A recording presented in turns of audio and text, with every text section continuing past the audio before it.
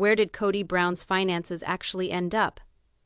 And what was concealed from the world for decades? For decades, Sister Wives viewers watched Kody orchestrate the Brown family's sprawling life, governing the various households, manipulating family dynamics, and dictating finances, all in the name of a unified plural family.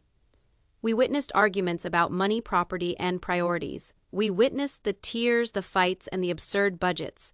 On the surface, the Brown family functioned as one financial entity. All income from TLC and affiliated projects was allegedly collected into one communal pot. Every mortgage, every property tax, every car payment, all were shared. Or so we thought. But stunning new disclosures in the Christine sued Janelle-backed court case indicate that the narrative we assumed was an elaborately constructed fiction. What if the disintegration of the Brown family wasn't merely a matter of interpersonal strife or religious conflict? What if it was something more in keeping with a calculation, something chillier? As reported by insider sources unveiled in court, Kody Brown had a clandestine monetary stream entirely hidden from the wives. This was no trivial side account. It was a well-hidden system of personal funds, corporate accounts, and bonuses that brought hundreds of thousands of dollars directly to him without going through the family funds at all, and who finally went public with it. Janelle Brown, the wife who had suffered through years of Kody's authoritarian hand on family finances, the wife who experienced the RV hardships and broken promises, and the wife who said enough was enough. In a bombshell of a testimony in family court, Janelle uncovered proof that is currently rocking the very foundations of the Brown family empire. The only question now is simple. How was Kody Brown able to lead a double life for so long and not get caught? And what will happen with the incriminating evidence Janelle has laid out? To stay ahead of this story as it unfolds, make sure you're tuned in to every revelation, every document, and every jaw-dropping courtroom moment. The drama isn't over. It's just beginning.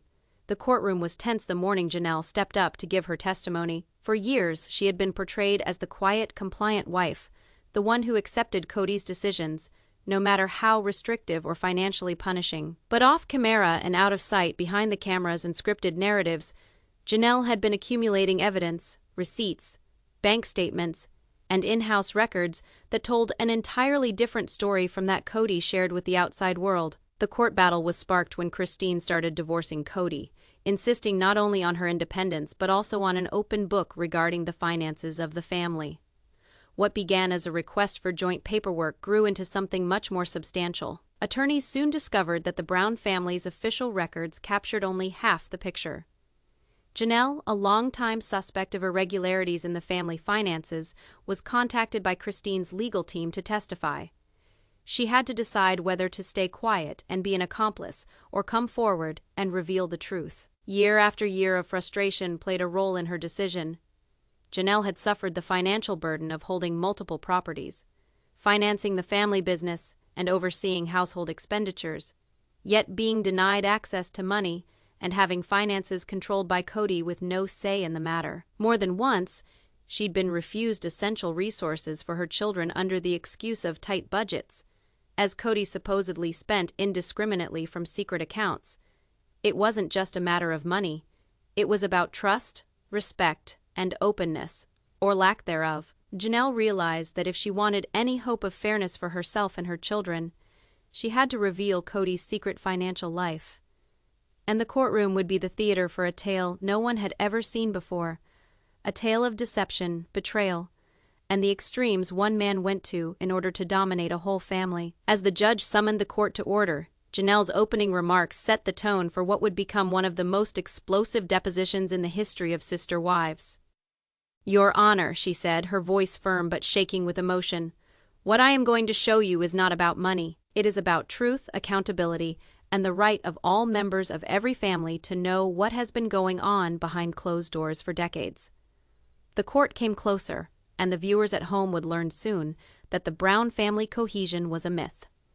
The clouds of secrecy Kody had created were going to come crashing down before their very eyes. As Janelle started placing the evidence on the table, the courtroom was silent. She put up documents that Kody had secretly concealed from his wives and the world. Multiple accounts, some offshore, some domestic, were traced back to Kody alone. Accounts that showed thousands of dollars being moved, withdrawn, or spent without the knowledge of the family or any financial oversight. These funds were never discussed with us, Janelle testified, her hands holding the bank statements like a shield. Cody would make big transfers every month for personal spending, investments, and what he referred to as family projects. But we were not made aware. The lawyer for Christine pushed on. Janelle, do you mean that Cody knowingly kept these accounts from his wives? Yes, Janelle answered, her voice steadfast. It was deliberate. I found them when reconciling the expenses of the family businesses and properties. The figures wouldn't balance. Each time I asked him, he would sidestep excuse or say he was doing it to protect us. What stunned everyone was not so much the presence of the accounts, but the complexity of the cover-up. Cody reportedly employed aliases, shell companies, and third-party investments to route family funds. Janelle presented an elaborate timeline of transactions, some of which overlapped with personal vacations, high-end purchases, and even payments that defied Cody's public persona as thrifty and prudent. The judge, reading over the evidence, presented a raised eyebrow. Miss Janelle, he mentioned, this is quite extensive. How did you manage to put this together without raising an eyebrow? I kept precise records, Janelle detailed. Year after year, I saw discrepancies in the bills, the tax returns, and the bank statements. I followed everything around, usually undercover, because I knew if I came out and said it to him, it would be more lies. The courtroom was electric. The viewers at home watching along live stream could practically sense the deceit. Cody's dignified image as the stern patriarch was disintegrating, bit by bit under Janelle's painstaking evidence. This was not just a money trail. It was an insight into the secret life of a man who had openly professed honesty and transparency, but was actually running a network of accounts that was being served by him alone. With the courtroom still reeling at the discovery of secret accounts, Janelle moved on to a more intimate, emotional aspect of Cody's hidden existence. She explained how the money she had diverted was not just a financial betrayal, but also used as a means of control. Each time we attempted to make a significant family decision, purchasing property, investing in a business, even planning family vacations, Cody would manipulate the money to control results in his own direction, Janelle testified. It wasn't money, it was power. He spent the money as a way of making sure decisions benefited him, usually at the expense of the rest of us. She provided a dramatic illustration, a significant property buy that was meant to be a family investment. Papers indicated that although the family was informed that the buy was completely funded and approved, Cody had directed $250,000 secretly to a personal account. That money, Janelle said, was spent on personal investments and high-end purchases, things that were never told or even shared with the family. The family was caught off guard, Janelle went on, voice rising slightly in anger. We felt we were making decisions together. In fact, Cody had already made those decisions for us and used our trust as a smokescreen. The judge leaned forward, reading the evidence. Miss Janelle, are you suggesting these actions were deliberate and continuous? Yes, Your Honor, she replied. For over a decade, this pattern repeated itself. He would present a false reality of our finances, then use the hidden funds to control outcomes, reward favoritism, or cover personal mistakes. The courtroom murmured. Many were astonished at the depth of planning and deceit involved. What had appeared to be random incidents were really a long-term campaign to concentrate power in Cody's hands while projecting an image of fairness and openness. Even the children, Janelle said, were indirectly impacted. Funds at college were not managed well.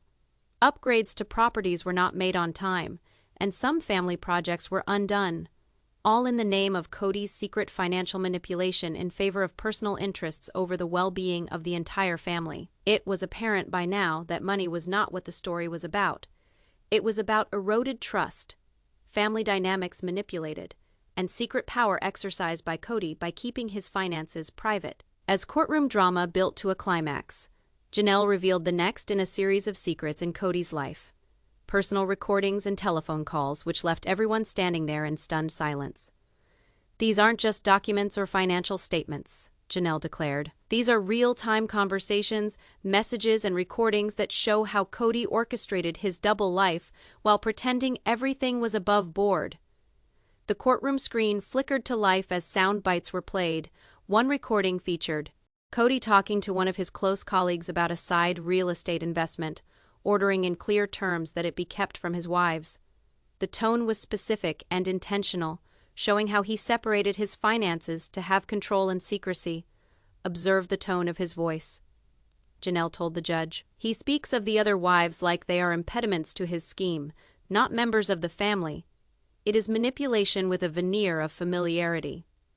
A second clip exposed conversations regarding extravagant spending and clandestine vacations, all of which were never revealed to the family. Speaking on the recording, the tone of Cody changed from relaxed to calculated, a recurring pattern of behavior aimed at concealing information from the rest of the family. Even more damning were exchanges with friends beyond the family, in which Cody openly discussed strategies to deceive the public and project a perfect family facade for the cameras.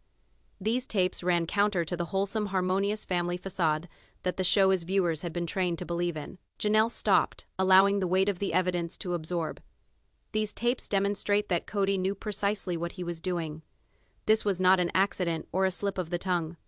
This was a deliberate, sustained attempt to manipulate the story and make money off it while not informing his family. Undefined, the judge appeared alarmed, inquiring, "Miss Janelle, have these tapes been tampered with or edited at all?"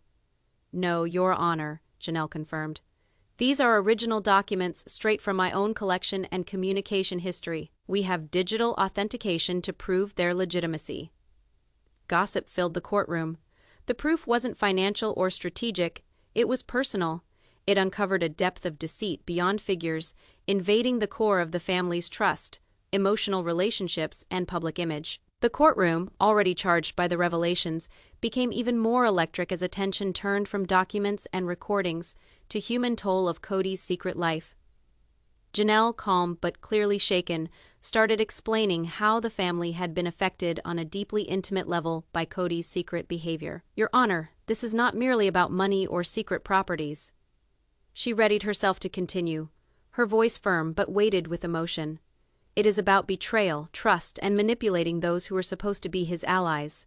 The emotional cost to all of us has been extraordinary." The judge forwarded in his chair, obviously interested. "Miss Janelle, can you give some specific instances?" Janelle nodded and described a sequence of events that told a bleak tale. She testified about late-night fights, mysterious money vanishing, and moments where Cody's secret agendas confused and led to mistrust among the wives. The court murmured as she testified about how Cody's clandestine activities had put Christine, Meri, and Robyn in hard financial and emotional decisions. Each wife had unknowingly been part of a carefully managed performance, one that Cody had orchestrated to maintain his control and the appearance of family unity. At this point, the drama escalated as Cody himself was called to respond. He stood trying to justify his actions, but the evidence was against him. "Your Honor, I never tried to trick anyone," Cody started, his tone a blend of frustration and defensiveness. "I did things wrong, yes, but I never planned for it to hurt the family." Janelle, acting swiftly, fired back with accuracy. "Mistakes? Your Honor, this wasn't a mistake, this was a pattern. Every secret characteristic, every hidden conversation, every accounting trick, it all adds up to intentional dishonesty. The emotional harm was predictable and actual." The courtroom observed as Cody flailed, clearly traumatized by the increasing evidence and Janelle's steady but firm account. The dichotomy between his defensive position and the testimony of detailed, documented evidence from Janelle made it obvious that the balance was in favor. Witnesses were then called friends, past associates, and even employees who had worked with Cody over the years. All testified in support of Janelle's version, adding layers to the credibility of the explosive evidence. The room almost vibrated with tension as one after the next took the stand to prove Cody's double life, verifying both the plan and the deception. By the conclusion of this session, the courtroom was left with an image etched in their minds: Cody cornered both by evidence and the weight of his deeds, and Janelle standing firm, revealing the truth of a well-guarded double life. After Janelle's evidence left the courtroom stunned, the hearings shifted towards Cody's finances, an elaborate mesh of concealed assets, secret accounts, and mysterious expenditures that had been well hidden from the other wives. The judge beckoned the financial expert to submit their findings. A murmur of silence descended upon the courtroom as bank statements, spreadsheets, and legal documents were presented. The figures told a staggering tale. Kody Brown has held several hidden accounts and assets in a number of states, the expert disclosed. They consist of investment properties, offshore accounts, and money diverted from shared family resources. The overall figure is estimated to be in excess of several $million. Gasps swept the room. Even the media reporting on the case could not conceal their surprise.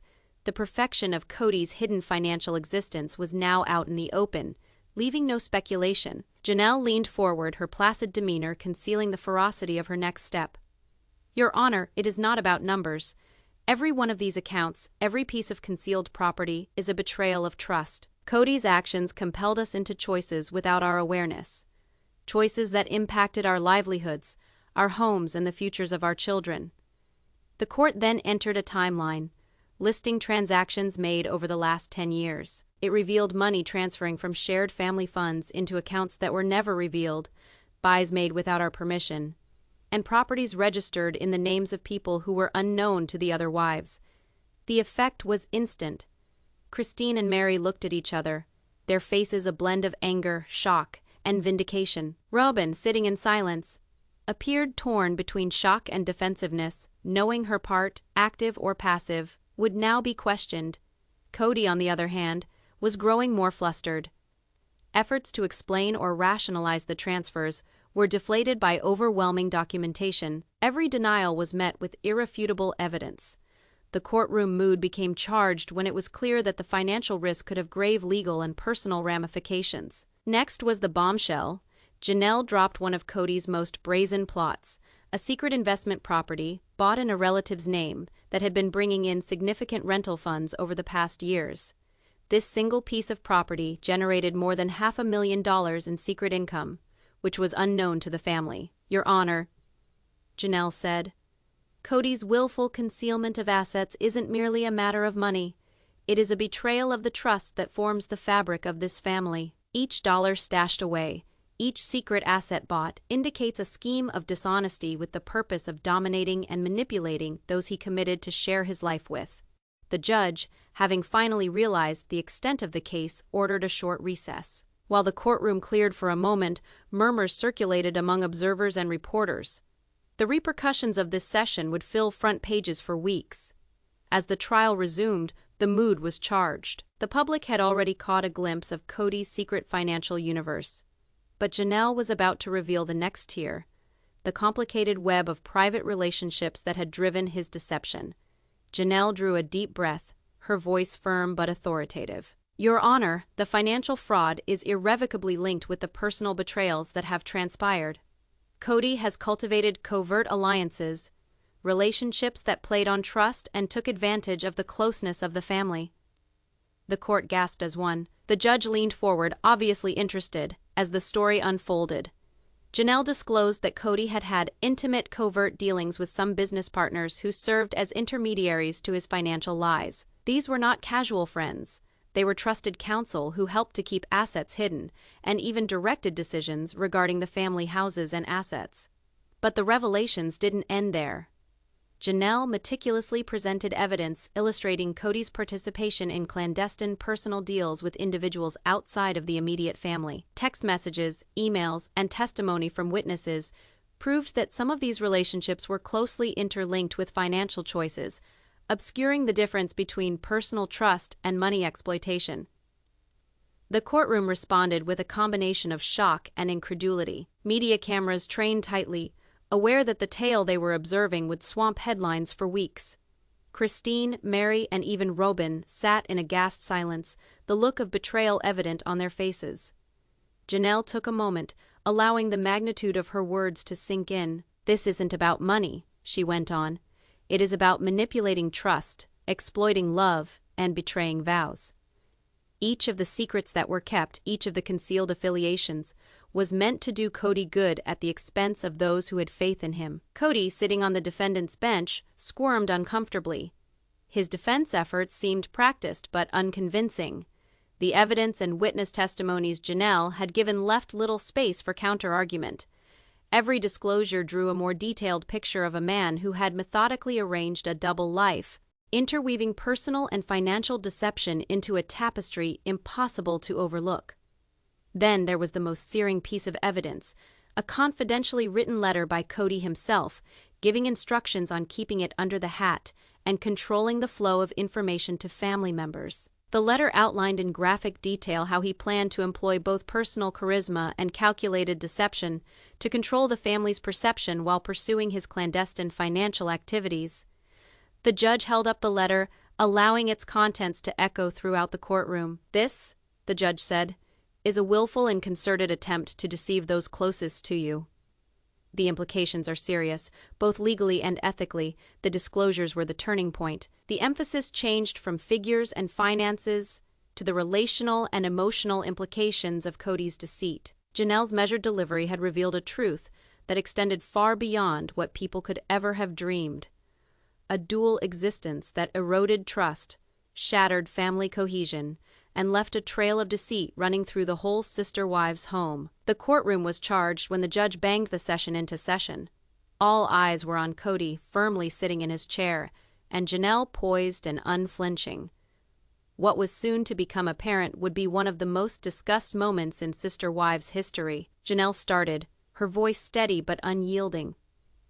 "Your Honor, before we delve further into the finances, it is essential that Cody speak to the personal betrayals that have come along with his plans. The family is entitled to honesty, not only in dollars but in words." Cody's eyes shifted wildly, not meeting direct contact. His normal poise appeared shaken. The whispers in the courtroom began to rise, anticipating that the confrontation was poised to intensify. The judge nodded, giving Janelle leave to proceed. "Cody," she declared, her voice stern, "how do you explain the secret partnerships you made? The clandestine communications that engineered family trust? And why did you think it was right to orchestrate a double life while claiming moral authority over your family?" A silence settled in the courtroom. Cody swallowed hard, finally breaking his silence, though his voice shook a little. I didn't mean to hurt anyone. I was trying to protect the family, financially and emotionally." Janelle's face went stern. Protecting the family. By keeping bank accounts in secret, making secret contracts, and breaking trust. That is not protection. That is betrayal. You didn't merely withhold information, you deliberately spun a tapestry of untruths that put the very integrity of this family at risk. The room was charged with tension. Robyn, Christine, and Meri looked at each other, each contemplating the magnitude of the revelations. The judge leaned forward, clearly engaged. "Cody, do you plead ignorance or willful deception?" Cody stuttered, struggling to find words. I thought I was doing the best. I didn't think of it that way then." Janelle moved closer, her very presence demanding notice. "Your best has done irreparable harm. Trust is broken, relationships are strained, and your dual life has imposed scars that will not easily fade. It is not simply a matter of money, it is about the integrity you've lost." The judge interrupted, underscoring the seriousness of Janelle's words. "The court is aware of the personal aspect of these crimes. Manipulation of trust and hiding the truth is as crucial as the money factor." Next came the revelation that shook everyone in attendance. Janelle shared a tape, recorded conversation wherein Cody had confessed on his own terms to willfully deceiving his wives and masterminding the secrecy of his finances. The tape was played in the court, and Cody's face went white as his voice rang out in emotion throughout the room. Whispers began. The public gallery leaned forward, taking in the weight of the confrontation. The proof was conclusive. Cody had been caught red-handed living a double life, both financially and personally. The judge paused, allowing the weight to hang in the air. "This is a turning point. The court will now decide the implications of those acts, not only in restitution, but in their effects on family unity and individual responsibility." The courtroom resumed the next day, and the air was electric with expectation. Everybody knew that the next revelation would be about the monetary consequences of Cody's hidden double life. This wasn't merely betrayal, it was millions of dollars on the line, and lives touched by his actions. Janelle stood firmly in front of the judge, grasping a thick document folder. "Your Honor," she said, "what the court is going to see will show the real effect of Cody's secret dealings. These documents reveal secret bank accounts, unreported funds, and secret transactions that were intentionally kept hidden from the family." Cody shifted uneasily in his seat, his fists clenching. The gallery edged forward, hungry for the facts. The first display showed that Cody had diverted money from family funds into secret investments that were never disclosed. The figures were astronomical, hundreds of thousands of dollars, painstakingly concealed behind reams of paperwork. Janelle's voice was firm, yet her words were knife. These transfers weren't oversights or errors. They were intentional moves to have a parallel financial life, one where the family was not privy to what was going on. This isn't about money. It is about control and trust. The judge scanned the papers, his brow knit. "Mr. Brown," he addressed Cody, "these are some serious charges. How do you answer the accusation that you deliberately mismanaged and hid family money?" Cody paused, then stuttered. I made decisions I felt were best for the family. Financially and strategically," Janelle cut in, unflinching. "Strategic. Deception is not a strategy. Mismanagement that causes huge losses and emotional ruin is not strategy. It is betrayal." The court then proceeded to testimony regarding clandestine property purchases. Cody had bought several properties in the name of investment, but without complete disclosure to his wives. The purchases were linked to dubious loans and entailed third-party brokers, so family members could track them almost impossible. Christine and Meri looked at each other, their faces a mixture of anger and disbelief. Robyn remained quiet, her expression a mix of frustration and worry. All the wives had been affected differently, but the news was shocking across the board. Janelle ended her speech with an indicting summary. "The overall financial harm that resulted from Cody's clandestine activities is over $1 million. Aside from the bottom line, these behaviors destroyed trust, manipulated relationships, and bred a culture of secrecy that damaged the entire family, which is why accountability is necessary, not only legally, but morally." The judge reclined, obviously balancing the gravity of the evidence. The court understands the economic impact is substantial. This will weigh heavily in restitution and the larger issue of consequences for Mr. Brown's conduct. When the court resumed, the air was heavy with tension. The second part of Janelle's case was set to reveal the covert networks that Cody had built up, coalitions and exchanges plotted to maintain his double life. The audience, both present in the courtroom and viewing at home, recognized that this was where the secrets would finally come to light. Janelle walked to the witness stand again, carrying a pile of printed-out emails and text messages. "Your Honor," she indicated, "these papers reveal the cloak of secrecy that Mr. Brown has upheld. They expose how he talked to third parties in order to conceal financial transactions, personal choices, and even where he was located from his family." The judge nodded, instructing the papers to be admitted into evidence. Grumbles swirled in the gallery as the first set of messages flashed on the screen. The emails indicated Cody coordinating with business partners in manners that actively skirted over his wives. Large amounts of money were being transferred between accounts. Investments were being taken in secret, and life-altering decisions on property and family assets were being taken without asking. Every email and text message was worse than the previous one. Janelle's voice was a combination of authoritative, calm, and righteously indignant. "They're not one-off incidents. They show a constant pattern of cover-up. Mr. Brown set up a whole system to keep his activities clandestine, not just from the public eye but also from the same people he had sworn to guard and defend." Christine leaned over, her eyes narrowing as she gazed at the screen. "It is unbelievable," she muttered inaudibly. "All this while, we believed we knew him." The judge's demeanor tightened. "Mr. Brown," he addressed the defendant, "these messages indicate premeditation. How do you answer the accusation that you knowingly misled your family for your own benefit?" Cody gulped hard. I thought I was making the right choices. I didn't know the extent of the harm." Janelle gave him a piercing look. "Thought you were making the right choices? You kept essential information from us, manipulated results, and had secret alliances. This was not oversight. It was intentional." Next, evidence showed interactions with people other than the immediate family that helped facilitate the cover-up. There were letters, voicemails, and secret meetings, all to ensure Cody's dual life remained intact.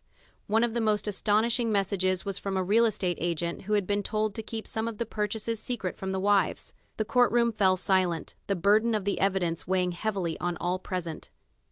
The crowd could sense the seriousness of the betrayal, not only monetary but relational and emotional.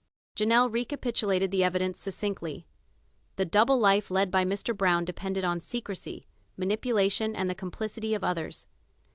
These entanglements weren't random, they were planned. The court needs to realize the extent he went to keep up this charade. The judge nodded, taking care to write everything down. The court is aware of the premeditation and organized nature of these acts. This will affect both judgment and the aftermath that follows. The courtroom reopened, and a hush fell over the room. Next up were the wives themselves, each set to expose the emotional and psychological cost of Cody's secret double life. The atmosphere was charged. This was where financial dishonesty faced off with the private betrayals. Christine was the first to testify. Her fingers clutched the podium's edge as she spoke, her voice firm but laced with contained emotion. "Your Honor, what I learned wasn't merely about dollars. It was about trust. Trust that was systematically violated. Cody dictated decisions in our lives, our house, and even our children without our consent. He concealed aspects of himself from us, and through doing so, he shattered the family." The courtroom was quiet, except for the occasional sniffle from people closely monitoring the case. Cameras recorded each look, transmitting the fervor of the moment. Then Robyn's testimony stunned many. She testified with a combination of defensiveness and desperation. "I thought I knew my marriage," she testified. "I thought I knew the man I married. But the truth is, there were secret meetings, hidden communications, and financial decisions I was not privy to. It is similar to sharing one's home with a stranger with several lives, and one that I never got to see." The judge listened attentively, occasionally looking at the papers that Janelle had presented as evidence. "The court acknowledges the emotional distress caused by these activities," he observed. "The systematic concealment and double life of Mr. Brown is unprecedented in cases of this type." Janelle's gaze was firm, unflinching. She moved in towards the stand and spoke directly to Cody. "You think these records, these messages, these secret accounts are pieces of paper and digits. But their lives, Cody, our lives, the trust you tore apart can't be measured." Meri's testimony was likely the most painful. Sobs ran down her face as she told of the time she found out about Cody's dishonesty. "I felt betrayed, humiliated, and helpless. How could someone you care about so much have a secret life and believe that it would never be discovered?" The courtroom visibly responded. Gasps and murmurs filled the room with the occasional loud sob. The emotional impact of the evidence was uncontestable. Cody, sitting at the defendant's table, said very little. His fists clenched and then released, giving away the tension he was attempting to conceal.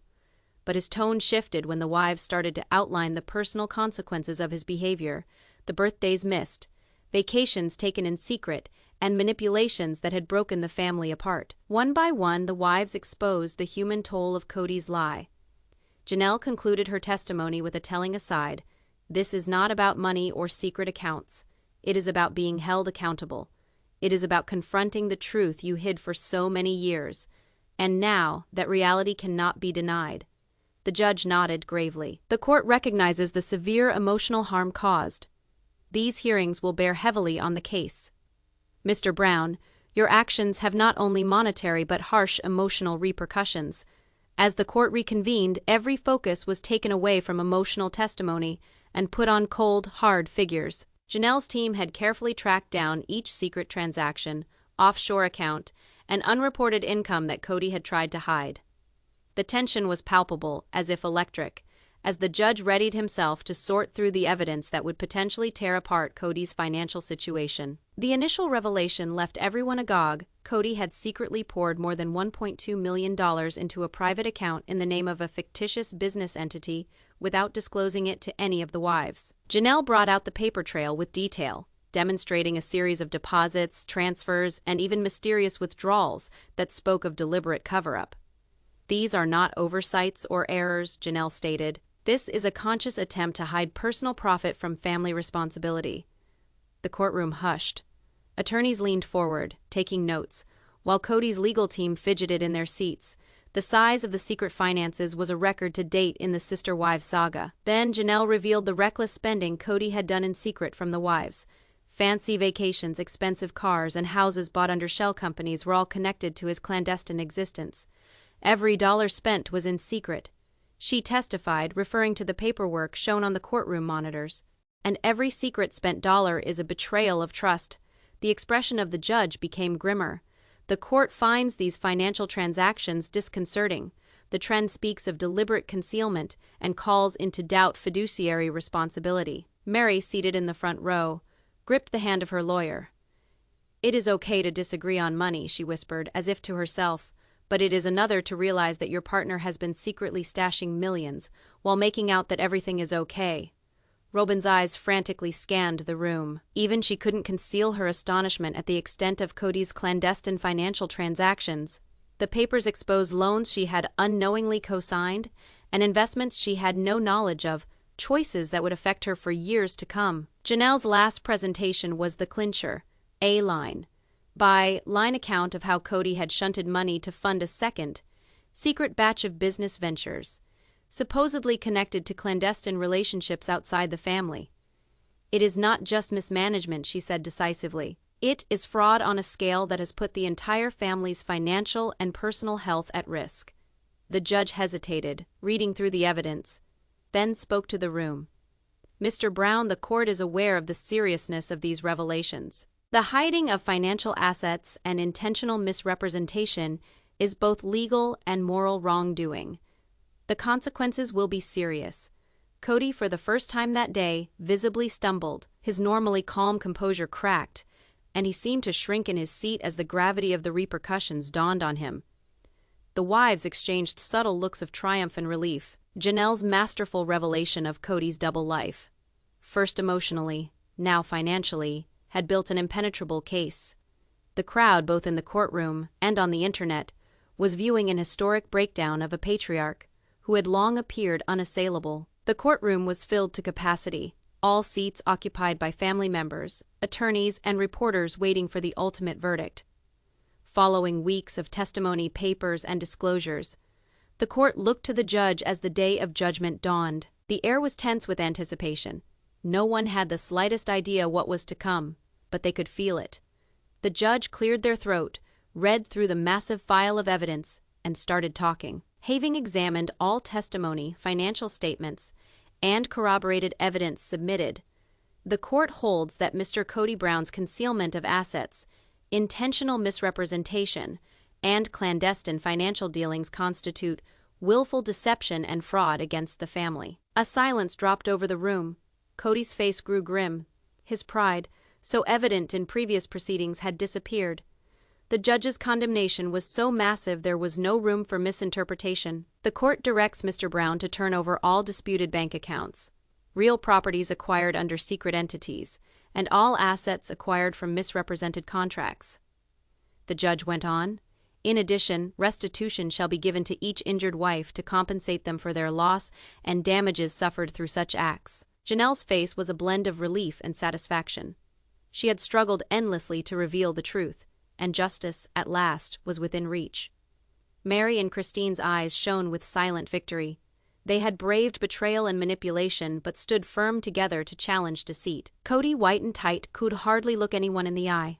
For the first time in public, the patriarch who had exercised dominance over the family for so long was made powerless. Robyn sat stricken, the weight of the day's news heavy on her shoulders.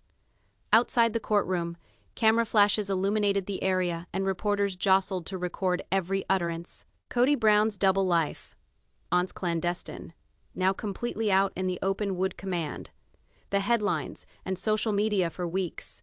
Fans and critics would analyze each new revelation, observing the telenovela-style collapse of one of television's most infamous family dramas. The judge's last sentence rang out as he finished his ruling. "This case is a lesson. Deception, no matter how well hidden, must pay a price. Family honor and honesty in business cannot be challenged without penalty." And with the ring of the gavel, ending the session, the wives felt a collective freedom. The Brown family story had changed. Once, where there was secrecy and domination, now there was accountability and honesty. Cody's double life had been exposed, and the family that he had tried to control could at last regain their freedom, their money, and their narrative. The courtroom cleared, but the legacy of the disclosures remained. Interviews would ensue. Social media would ignite, and the tale of deceit, bravery, and justice would be told and retold ad infinitum. But for Janelle and the other wives, the greatest truth was unequivocal. No more secrets, no more lies, and no longer any control over the lives of the people who had been meri.